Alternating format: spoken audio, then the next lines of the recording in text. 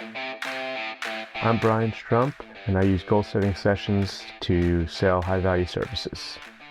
I know you don't have time to do goal review sessions with clients, but the best gym owners in the world make time, and their reward is better retention and more revenue. Doc Strump here runs Live Active Charlotte in North Carolina, and he's agreed to lay out some real numbers for you on goal reviews so you can understand exactly what they can do for a gym business. This is Run a Profitable Gym. I'm Mike Workenden. Please hit subscribe wherever you are with my thanks. Goal reviews. You meet with clients at intervals and you ask them if they're happy. If they are, you film a testimonial. If they aren't happy, you adjust their prescription. And that adjustment often results in a high value sales because clients want swifter progress. So it's like this. How do I get faster results in the gym? How do I get stronger or lose weight? Well, you do PT with me and you add nutrition services. Boom. High value sale. Brian Strump is a gym owner and Two Brain mentor. He's going to tell you exactly what goal reviews sessions did for his clients and his business. So, Brian, welcome to the show. Are you ready to talk goal reviews? Of course. Thanks, Mike. Let's do it. So I want to know first, take us back. You've been a gym owner for a long time. When did you start doing goal review sessions and why? We started doing them so we opened in 2009. We probably started doing them in 2013, 14, I think. Why? Probably because in 2012, Chris probably told me I should start doing goal review sessions. And I said, I don't have time. And then we tried to make time. And it was certainly a learning process. We've come a good way from them for sure in improving them. Yeah, and when you're a gym owner, you just want to coach or do whatever it is to run the gym. You're like, I don't have time to do these meetings with clients. My job is to coach with them in the gym, not sit down and talk with them. But really, your job is to sit down and talk with them. And we have data that now proves it. So let's dig into that. With reference to your metrics, what happened when you started doing these sessions? Yes, I think I feel like the goal review sessions do a few things, and so our retention numbers started to improve. I think the goal review sessions show members that, even after we're paying them, they still care about us and they're still not just kind of looking for the next thing. We saw clients, like the average visit per client or like the total visits of like classes increase over time. Ooh, right? Because because sometimes it's just you just need to be more consistent, or let's get you in here instead of once or twice a week, let's try to get you in here 2 or 3 times a week, or depending on their goals. We saw, and then our average revenue per member certainly increased based on what you talked about, right? Adding personal training, adding nutrition services. It also allowed us to start to get it like less guessing in terms of like selling or creating specialty courses for some skills, just based on like asking them what they were struggling with. And if we would have if we had 2 or 3 people say I'm struggling with double unders and this gymnastics move, then maybe the next specialty sessions or specialty clinic that we would put together, we'd at least know that we had 3 or 4 people to reach out to right away, for that. And then it increased the referrals, although that was probably a late comer. It was at the it wasn't something that we always did, and it's certainly something that's more difficult for people to feel comfortable asking for, right? So that was probably one of the last things that we started to add to the goal reviews, was asking for referrals as well. So I'll just lay it out for your listeners. Brian's adherence for his members went up. His average revenue per member went up. His retention got better and his revenue went up. And he was able to figure out new revenue sources by talking to all his clients, and see 10 of them wanted to run a marathon, or they were going to do now it's a high rocks race, but maybe it was a Tough Mudder back in the day. Brian's like, I can create a training program for that.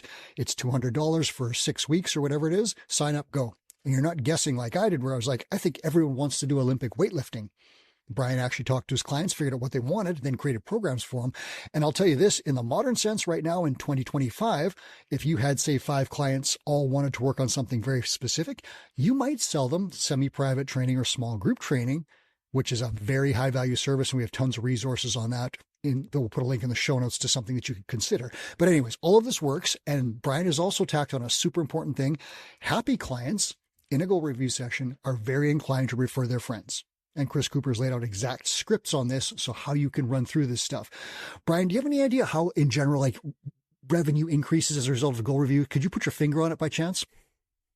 Well, if I do some simple math, right? Like let's say back in the day, our average revenue per member is probably about 170 to $180, and that was, let's say, you know, 2018, 2019, 2020. And then now with less members, but each member's paying about 240, about like 238 to 255. I just checked before we got on the call so I could have some actual Mhm. work. That's like $50 more a member. Let's say if you average 200 members, I don't want to do math like right live here in case I'm like off by a couple of thousand, but times the number of years, yeah, like I probably hundreds of thousands of dollars, Yeah. right? Because even if even if you get each member to raise, even if you get your mom to raise, $20 on 200 members, that's only $4,000 a month. Let's call that $50,000 for the year. And it's not just that one year, right? It's like Mm-hmm. compounding over the next 5 years or 10 years. And that doesn't include like the new members that came in. That's just like the average revenue per member, right? It doesn't include every referral that came in terms of new people continuing as well. And then also, you know, just as importantly, it gives a greater opportunity to the staff to make like Yeah. more money and to get more nutrition clients or to get more PT. Yeah, I mean it's certainly been a game changer. It's one of those things that Mhm. when you look back, it's like, man, I wish I would have started this earlier, or at least Yeah. gotten better at this and gotten better at this and gotten better at this to the point that we are at now. Yeah. Listeners, I'll give you the minutia and I'll give you the big picture real quickly. If your rate, average revenue per member, is $150, which it should be higher, but let's say it's 150 because that's a standard one. And you said to a client, "Hey, I know you're struggling with double unders. Do you want to book one personal training session with me a month to work on that specifically so we can get that out of the problem or get that, kill that goat?" All of a sudden, your 150 becomes plus 75 for that personal training session or whatever it is. And now you're at 225 for that member. That is exactly how it can work at ground level. And all you do is sell one personal training session to solve a problem for a client who's struggling with something. That's an easy one. Big picture, Brian talked about bringing new people into your gym. You're sitting down with people and essentially a no sweat intro is essentially your first goal review session, if you want to call it that. But you're going to say to this person, "Do you want to do this with me one-on-one or in a group setting?" And that line alone has made millions of dollars for gyms because a lot of clients say, "Oh, I'd love the convenience and flexibility and attention of a one-on-one coaching program as opposed to a group program." All of a sudden you're selling $400 and $500 and $600 personal training packages as opposed to $150 group memberships. You're going to get that client into goal review sessions 90 or 120 days down the line, whatever it is, meet with them regularly, and you can adjust and upgrade the prescriptions. Sometimes you might downgrade a prescription to build trust and say like, "Hey, I know you're busy right now. Over this next period, let's get to the gym twice a week. That's going to be great for maintenance. We'll scale it back up in September when the schedule, isn't as crazy." That builds trust with clients too. So it's not always an upsell, but in most cases, clients are going to purchase additional services in these sessions. So that's the minutia, and that's also the big picture. Brian, general info from your mentees, because you work with gym owners and you coach them to run better businesses. What happens to metrics when gym owners now start using goal reviews? No, I think the same thing. It's just like I think the hardest part is getting them to do them, right? And getting them to see some of the benefit of it. I think the most common reason why people don't do them is the same reason why we did it, is when you first start and put them out there. Let's say you have, a gym of 80 to 100 people and only like 10 or 12 or 15 people sign up and you say, "Oh, this is a waste." But Mm-hmm. of those 15, if you get three of them to do something greater, right? This is what I usually tell them. It's like if you get just three of them to do something great, let's just say somebody upgraded to nutrition, somebody upgraded to a double under, some PT, and then a month later, you kind of share some videos or testimonials of that person getting their double unders and say, oh, Mike came, we met Mike for a goal setting session, and now he wanted to do double unders. Before he started, he couldn't do any, and now he just did 25. Or here's Sally, she wanted to lose X, amount of weight. We met her for a goal setting session. She wasn't doing nutrition. Now she's doing nutrition, and she's lost, 6 pounds and 2% body fat over this last time. I think it just makes the next time you do the goal review sessions and sharing those stories, like now maybe you'll get 18 people or 20 people, and eventually you'll get like, there's not going to be a world where you're going to get 100% adherence to people signing up for these. So it's Mhm. just like starting and doing it. And then, they're going to see the average revenue per member go up. They're going to see, I got a little bit easier of a referral just by asking for it. That's hard for a lot of people, is even just like asking for the referral, right? I think all the same things that I had mentioned before, that the average revenue per member, the adherence, the lower churn rate, even saving some people there. I think sometimes you'll get a member that, hasn't been consistent, and you meet them for a goal review session, and in your head you're projecting that they're probably just going to quit, and all they needed was like a little bit of a sit down, maybe some Mhm. tough love or some empathy or whatever, however it is that you have these conversations, and then they're like, yeah, you're right, I need to make time for this. And now they've gone from coming once a week and almost stopping to coming, 10, 12 times a month, and they're back on track and they're loving it, right? And I think the consistency of doing them, just like the exercise part, is important. If you just do them once every few years, of course, you're not going to see any value in them, but you have to continue to do them, continue to do them, continue to kind of do them over time, and just be okay with not everybody, Mhm. you know, saying that meet I want to meet with a coach to talk about it, Mhm. you know. Yeah, some of your old schoolers may be a hard sell, and maybe they just don't want to, and that's fine. But I've talked to other gym owners; they'll start with their existing members, and they'll just do as many as they can. And exactly what you said, nothing makes someone want to do a goal review session like being beaten a workout by their frenemy, right? So it's like, how did he get so good at snatches all of a sudden? Well, he's doing personal training with me. I want to do that too. I want to do goal review sessions. Like this thing catches on. You can't just snap your fingers and have 100% sign up. You can't just make it happen. You have to work at it. That comes down to your internal messaging about the benefits of these. And as you're bringing in new clients, it becomes part of the process. It's not a thing that you tack on later. It's when you come to our gym, we're going to sit down with a consultation. This is the prescriptive model that Chris Cooper's talked about for forever. You do this prescriptive model. You tell them, here's what we're going to do. We're going to meet in 90 days. We're going to schedule that meeting right now, and it's part of the process. So for people coming in, that's the easiest place to start doing goal review sessions. Schedule them when people sign up, then start doing it. They just know it's part of the process. Some of your old schoolers may not sign up. That's okay. Here's the other thing. Brian mentioned this, and this is a great point. If someone has a goal, they're going to keep training toward it. If someone has no goal, they're likely to leave because they've got nothing going on. So if you sit down with an old school member and say, what's your goal? And they're like, I don't really have one. Find one and set one, because that will make that member stay longer and work more and do more stuff and get better results, as opposed to just saying, I'm just coming because I come. Because that habit can go at any time when they find a different interest or something like that. So it's really important to start putting these things in place.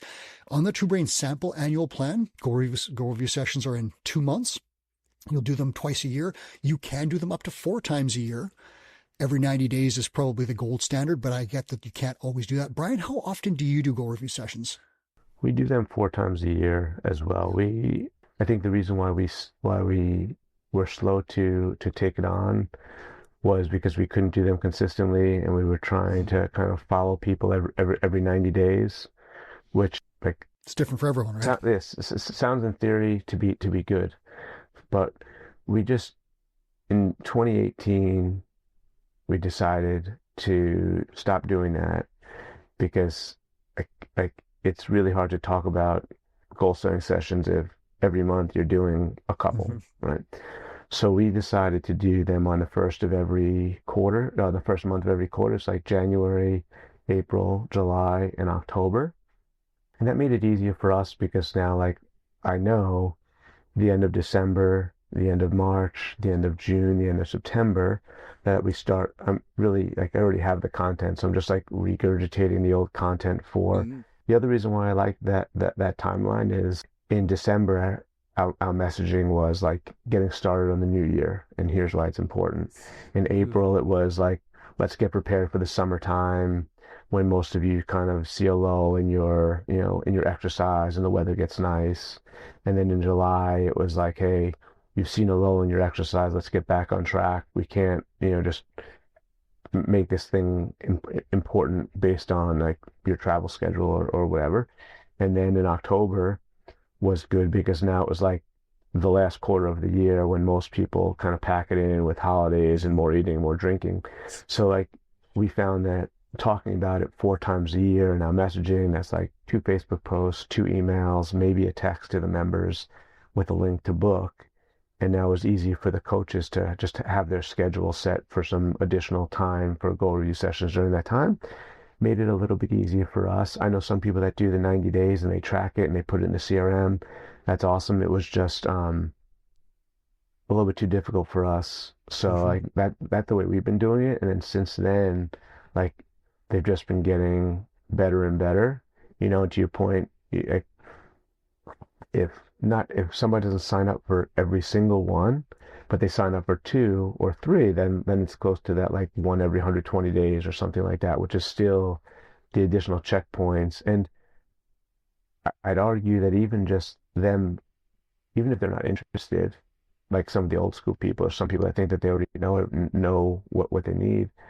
I think just the act of us showing that we want to meet with you. We offer an in-body scan to anybody for free, just an additional like thing to get. I think just the gym reaching out, even if somebody's not interested, the gym member's still thinking subconsciously maybe that like, okay, these guys still care about me after I'm paying, after I've been a member for Mm-hmm. 5, 6, 7, 10 years.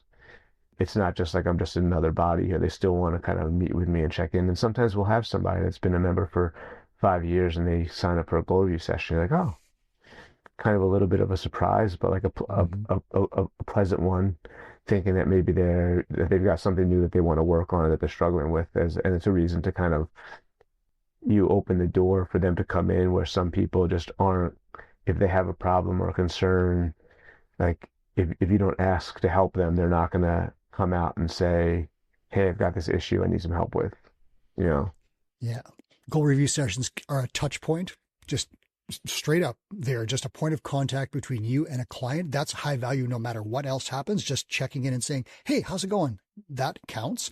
But they're also an opportunity to solve problems. Like Brian said, it's a conversation. You're inviting someone into chat. Maybe they don't set a new goal, but maybe they say, you know what? I'm really sick of the parking situation around here. Why are these spots always full? And you can just solve that problem by putting up a few signs or something like that. Like there's a lot of stuff that you can do in these sessions that results in really, really great things. Clients will definitely feel better just knowing that you're out there and you care. I would often forget about long-term clients because they become like the furniture. They're always here, right? But if you sit down and say, hey, that deadlift PR you hit was incredible. I know you've been working on that for a last time. What's next? They're like, oh, this person is engaged in me and remembers, and it's a really great conversation.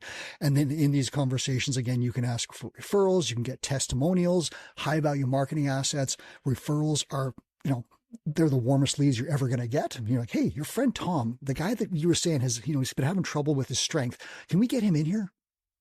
There's a sale, almost guaranteed. All these things stem from goal sessions. Brian, I'm going to ask you an important question that you've touched on this already.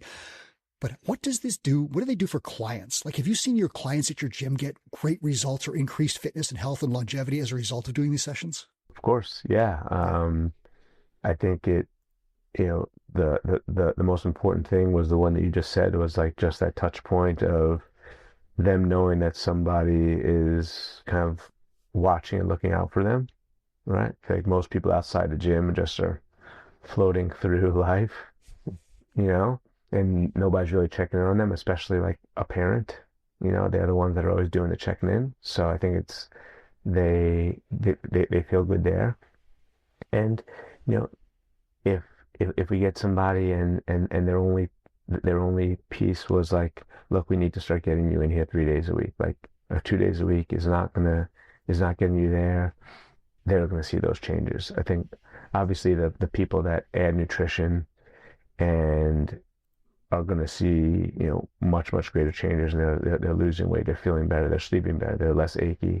The people that do, we've been getting a lot of people recently that have been adding some, additional personal training. So maybe they're doing, some 30 or 45-minute PT sessions to work on skills, or somebody, I think it does a good job to like, for some of those old school people that are like, we've been open for 15 years, right? So like if you joined us when you were 31 or 21, and you're like, yeah, I just want to come here for 25 hours a day, right? But now they've got two kids and they want to focus more on some strength stuff, which they can still get it, but they already have a good base of strength and they want to focus on something different.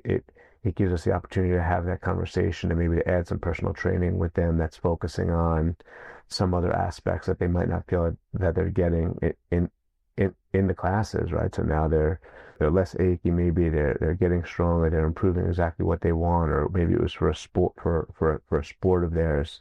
They're just seeing results faster than the person that's just winging it without much of a plan. Mhm. Yeah.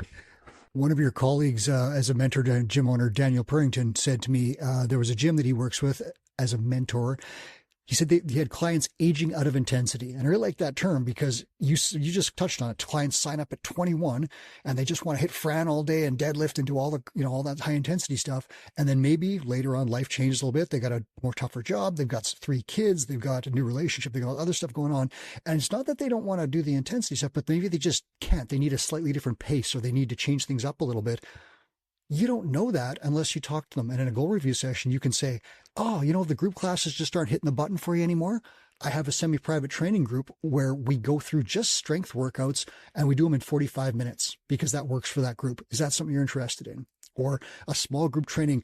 You're into cycling now instead of CrossFit? Totally cool. We have a group of cyclists that works on strength training and cardio at Tuesdays at 10 a.m. Or do you have a few buddies? We'll put together a special group for you at a time that works for you. Like all these conversations happen so easily.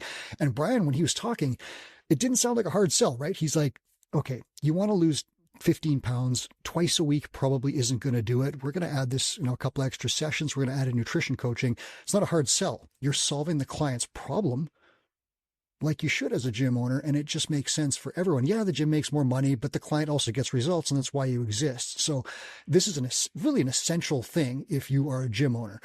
Brian, what's your number one tip? So you got someone out there, a mentee, or not even a mentee, but someone's listening, and they're like, this sounds pretty good, but I don't really know if it's for me. What is your tip as to why they should start doing goal review sessions tomorrow? I think at the end of the day, it's going to be what's best for the client, right? Mm-hmm. And just the reason that you just said, right? It's going to be best for the client. If I'm taking good care of the client, then they're going to be staying longer. They're going to be investing more in the gym, and it's going to have a trickle down effect to, improving the profit of the gym, the ability to pay coaches more, all those things. So it's like, Mm-hmm. if we put the client first in this particular case, which is like asking them how we could help them, then I think you just have to get started and not get frustrated when only 10% of the people do it, or you just keep doing it consistently over time, and you'll start to see more and more people jump on the bandwagon of doing the goal reviews with you. Yep. And I'll tack on I interview the leaderboard gym owners, our top 10 gym owners. I get to pick who I want to talk to every month, and I talk to them about what they've accomplished. When I talk to revenue leaders, average revenue per member or per month leaders, length of engagement leaders, they all point to goal review sessions without fail as a key part of everything that goes into that metric. So if you want to be on a leaderboard, if you want to improve your metrics, move in the right direction, start with goal review sessions. They're super simple. It can be as simple as grabbing a member right now after you listen to the show, walk into the gym, and when someone's walking out and saying, hey, you got 10 minutes to sit down and just go over how things are going? It can be as simple as that. The second thing I'll give you, you have to put this on a part of your annual plan. You cannot say, I'll do this for 6 weeks and then quit and never do it again. It must be a commitment.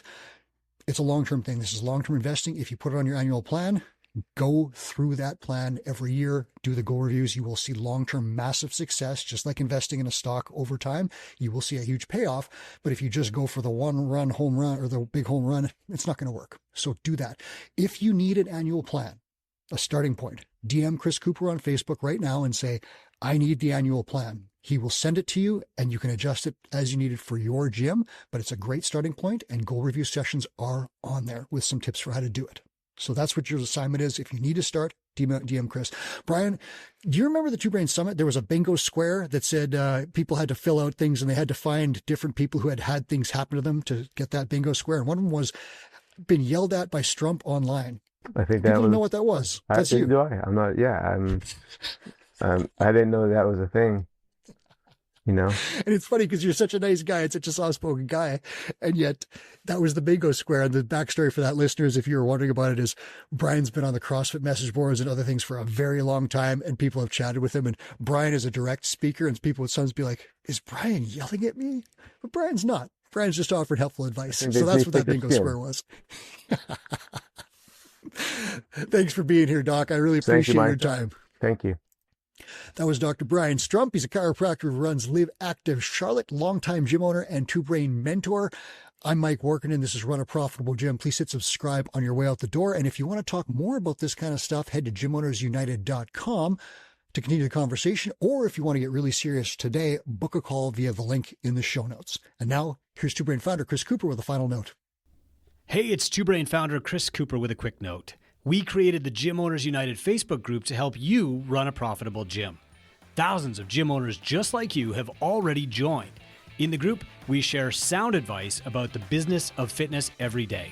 I answer questions, I run free webinars, and I give away all kinds of great resources to help you grow your gym. I'd love to have you in that group. It's Gym Owners United on Facebook, or go to gymownersunited.com to join. Do it today.